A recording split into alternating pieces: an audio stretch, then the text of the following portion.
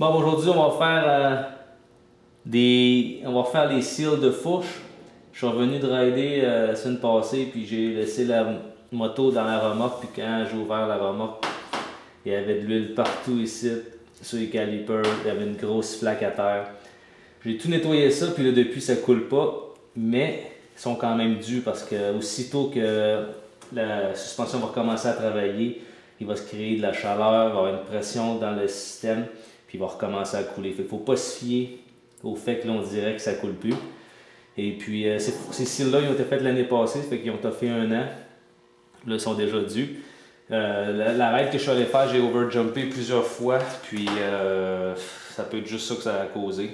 Ça peut être assez pour causer encore un dommage d'un seal. Fait qu'on va tout faire la préparation pour refaire les seals de fourche. Ça coûte environ 20-25$ pour les seals comme tel à l'intérieur, et puis environ 20$ pour de l'huile. Fait que 45$, la job va être faite. Bon, fait qu'avant de commencer à travailler, il faut préparer un peu la moto. Là, moi, je l'ai fixé en arrière, j'ai un lift, là, ça va bien.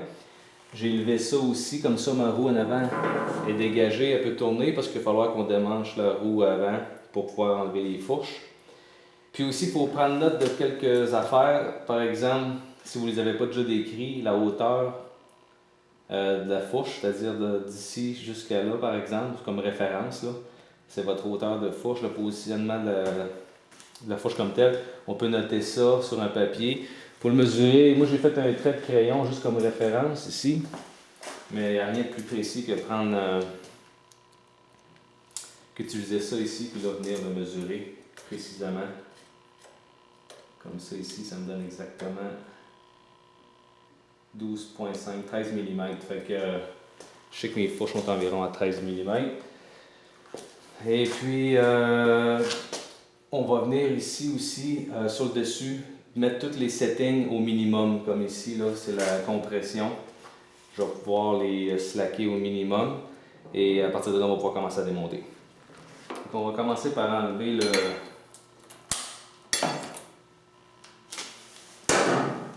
la plaque en avant.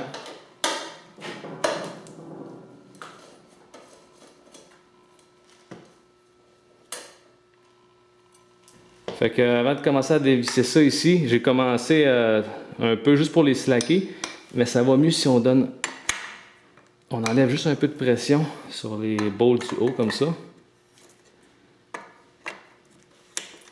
Puis après ça, on peut utiliser l'outil ici. Une fois qu'il est bien rentré, il est un petit peu serré. Hein. Ouais, ça nous permet de venir slacker ça ici. Fait que si on veut continuer à enlever nos fourches, on a slacké ça, on a dévissé ces bolts-là. Ces 2 bolts-là retiennent encore complètement notre fourche. Fait que là, il faut arrêter ça pour l'instant puis se concentrer ici. On va commencer à enlever les 2 bolts qui retiennent les calipers de frein avant. Par la suite, on va venir dévisser ces bolts ici, puis la grosse note qui retient l'axe du pneu ou de la roue. Fait que je vais y aller avec ça.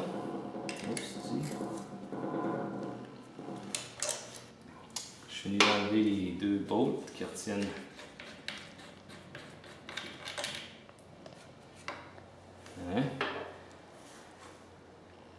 On va me permettre d'inspecter ça en même temps. Fait que ça, on peut le tasser pour l'instant. Puis on va continuer avec ces 2 vis-là. Fait que on a slacké toutes ces bolts-là des 2 côtés. C'est important d'y aller symétriquement aussi. Fait qu'il me reste juste celle-là à enlever.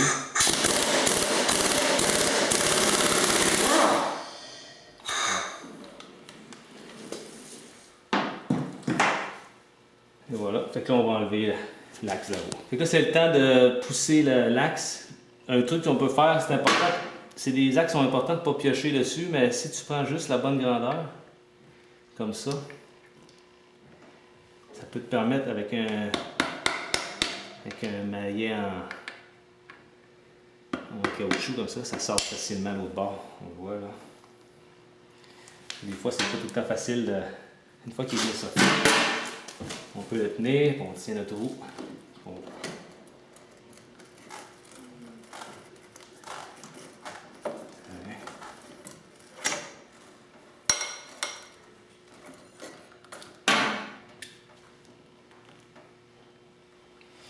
Là, c'est pour ça qu'on a laissé nos vis ici bien attachés, parce que ceux-là sont détachés. Si on avait détaché ceux-là, la fourche tombe direct à terre. Quand vous disposez de vos pièces, faites attention pour ne pas rien perdre. Des petites choses comme ça peut tomber facilement. Fait que assurez-vous de ne pas perdre vos morceaux. On va essayer d'être encore bien graissé. Moi, ce que je fais, j'utilise toujours une boîte, puis là, je mets tout ça dedans. Comme ça, je perds aucun morceau. Fait qu'il nous reste juste ces deux vis-là à enlever ou à slacker un peu pour être capable de sortir la fourche.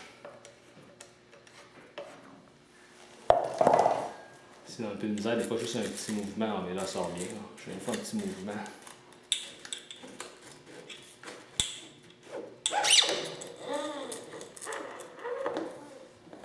Puis assurez-vous que votre moto est bien attachée, parce que des fois la différence de poids peut la faire basculer.